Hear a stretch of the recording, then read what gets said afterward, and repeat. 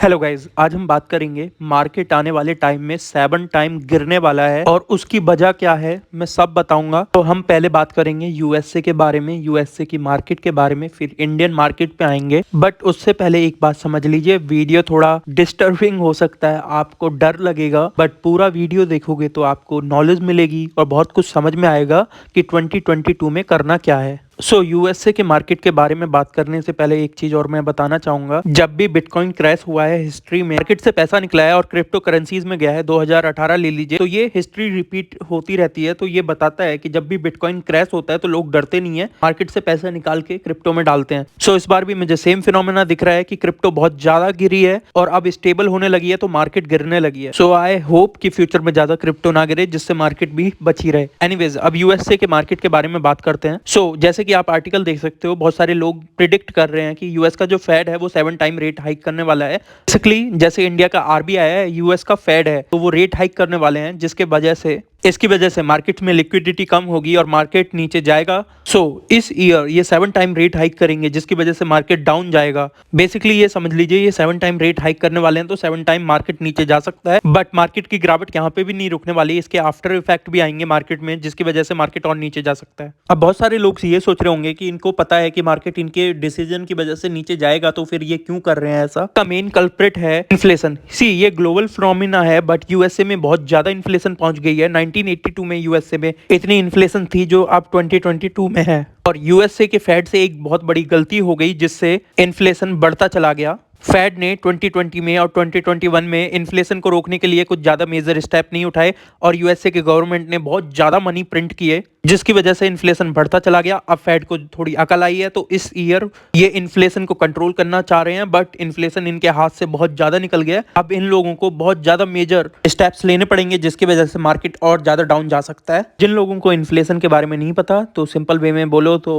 प्याज टमाटर के भाव बढ़ जाना, रॉ मटेरियल बढ़ जाना, जिसकी वजह से कंपनीज का जो मार्जिन है, प्रॉफिट में मार्जिन है, वो कम हो जाता है। मैं सिंपल वे में और समझा देता हूं कि कंपनीज का प्रॉफिट कम हो जाता है, जिसकी वजह से मार्केट डाउन जाता है। इन्फ्लेशन की बात कर ली, यूएसए के मार्केट के बारे में बात कर ली, बट यही प्रॉब्लम नहीं है ग्लोबल मार्केट को नीचे ले जाने के लिए। एक और प्रॉब्लम है, जो दूसरा मेन रीजन है ग्लोबल मार्केट को नीचे ले जा सकता है, वो यूक्रेन और रशिया में वॉर की संभावना है। स्क्रीन पे मैंने आर्टिकल डाल रखा है, इससे आपको पता पड़ेगा कि यूएस मार्केट इसकी वजह से गिर भी रही है। यूएस मार्केट क्या बोलो, ग्लोबल मार्केट इसकी वजह से गिर रही है। और अगर इनमें वॉर हुआ तो सप्लाई चेन वैसे ही टूटी पड़ी है कोविड की वजह से, और सप्लाई चेन टूट सकती है, जिसकी वजह से क्रूड ऑयल के दाम और बढ़ सकते हैं। और इंडिया एक बहुत बड़ा इंपोर्टर है क्रूड ऑयल का, जिसकी वजह से इंडिया की इकोनॉमी पे तो बहुत ज्यादा प्रेशर आने वाला है। हमने बात कर ली यूएसए की मार्केट के बारे में, इन्फ्लेशन के बारे में, और ग्लोबली क्या हो रहा है वर्ल्ड में, सब बात कर लिया। अब इंडियन मार्केट पे आते हैं हम। पहले हम इंडिया की इन्फ्लेशन के बारे में बात कर लेते हैं। तो ये चार्ट है, तो इसमें दिखाया गया है कि सीपीआई इन्फ्लेशन क्या है, अर्बन इन्फ्लेशन क्या है, रूरल इन्फ्लेशन क्या है, बट हम लोगों को फोकस करना है सीपीआई इन्फ्लेशन पे। बेसिकली सीपीआई इन्फ्लेशन क्या होती है मैं वो बता देता हूँ। वेजिटेबल्स के भाव बढ़ जाना। बेसिकली इंडियन गवर्नमेंट ने एक टॉलरेंस लेवल डिसाइड कर रखा है इन्फ्लेशन का, 2 to 6% के बीच में इन्फ्लेशन होनी चाहिए। पहले गवर्नमेंट ही टैकल करती थी इन्फ्लेशन को, but Modi government, BJP government जब से आई है, उन्होंने आरबीआई को ये पावर दे दी है।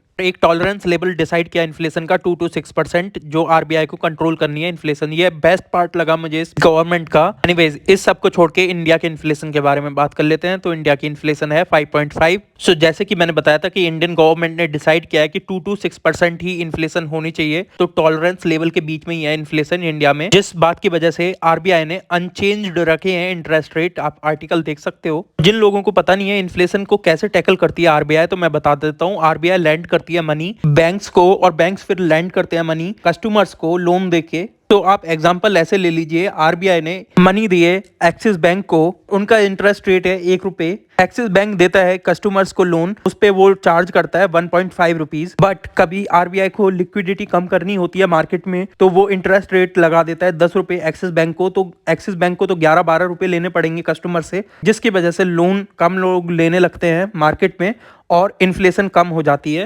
बिकॉज मार्केट से लिक्विडिटी कम हो जाती है, क्योंकि इतने हाई इंटरेस्ट रेट पे बहुत कम लोग ही लोन लेते हैं। मैंने बहुत सिंपल वे में आपको समझाया है, मैंने बहुत अच्छे अच्छे वर्ड यूज नहीं किए हैं, रेपो रेट वगैरह वगैरह। एनीवेज, आरबीआई का मानना है कि 2022 में इंडिया में भी इन्फ्लेशन बहुत ऊपर जाने वाली है, बट ये लोग अभी भी ग्रोथ पे काम कर रहे हैं। इन्फ्लेशन को इतनी प्रायोरिटी ये नहीं लोग दे रहे। एनीवेज, इस सब बातों से क्या रिजल्ट निकलता है वो मैं बता देता हूँ। 2022 में इन्फ्लेशन रहने वाली है, जिसकी वजह से ग्लोबल मार्केट और इंडियन मार्केट नेगेटिव रिटर्न या कुछ भी रिटर्न नहीं देने वाली इस ईयर। तो क्या ये बात सुन के हमें मार्केट छोड़ देनी चाहिए? नहीं, बहुत अच्छी अच्छी कंपनीज आपको लोअर प्राइस पे मिल सकती हैं। इस ईयर रिटर्न अच्छे नहीं मिल सकते, अगले ईयर बम्पर रिटर्न मिल सकते हैं, क्योंकि अगले ईयर इन्फ्लेशन काबू में आएगी। बट आप लोग निफ्टी में या स्विंग ट्रेड इंट्राडे में भी पैसे कमा सकते हो। तो आप एक पॉइंट ऑफ व्यू लेके चलो कि इस ईयर हमें लॉन्ग टर्म में तो इन्वेस्टमेंट करके पैसे ज़्यादा नहीं मिलने के, बट हम इंट्राडे और स्विंग से इस ईयर कमाएंगे और अगले ईयर लॉन्ग टर्म से भी बहुत पैसा कमाएंगे। होप आपको वीडियो अच्छी लगी हो तो लाइक से सब्सक्राइब कर दीजिए। मिलते हैं अगली वीडियो में, जब तक के लिए हैव अ ब्यूटीफुल डे, सी या।